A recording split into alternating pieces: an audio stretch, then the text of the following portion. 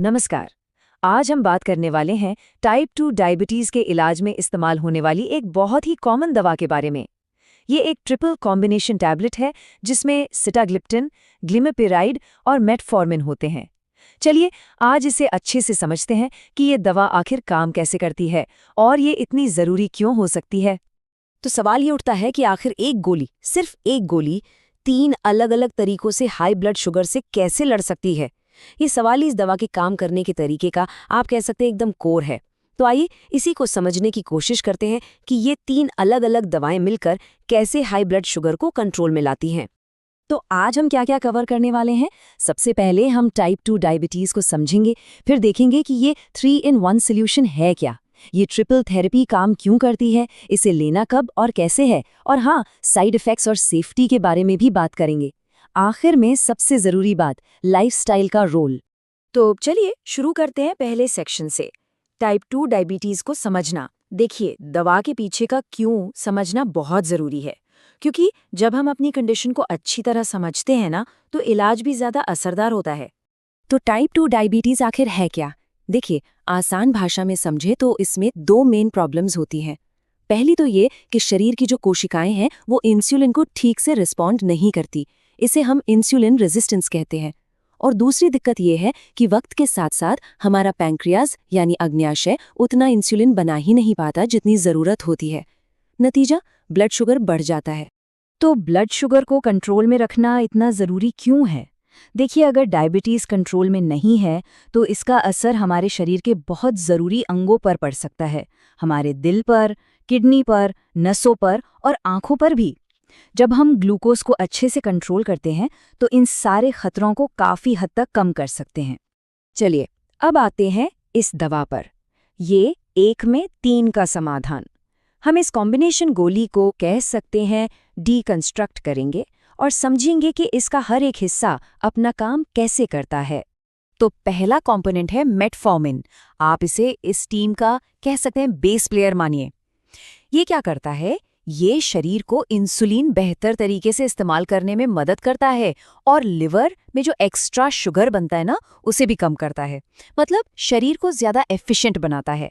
दूसरा कंपोनेंट है ग्लिमिपेराइड। इसका काम एकदम सीधा है। ये पैंक्रियास को, मतलब अग्न्याशय को, सिग्नल देता है कि भाई और इंसुलिन बनाओ। और जब ज्यादा इंसुलिन बनता है तो वो ब्लड से शुगर को खींचकर सेल्स तक पहुंचाता है ताकि एनर्जी बन सके। और अब तीसरा खिलाड़ी सिटाग्लिप्टिन।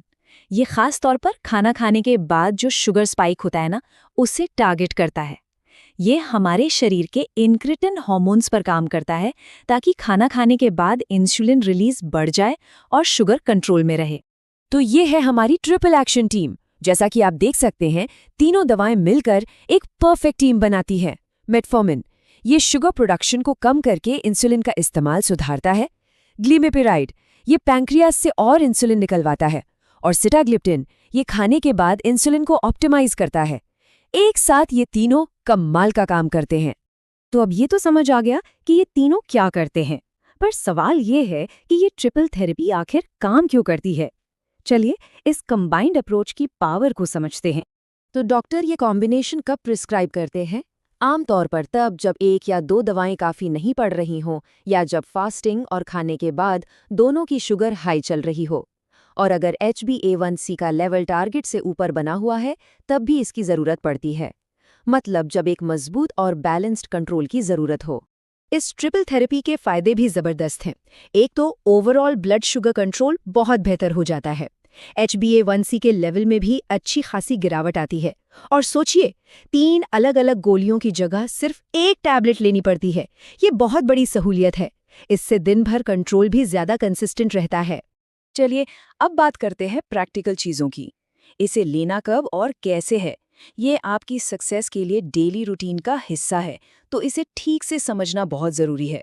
तो कुछ सिंपल स्टेप्स हैं।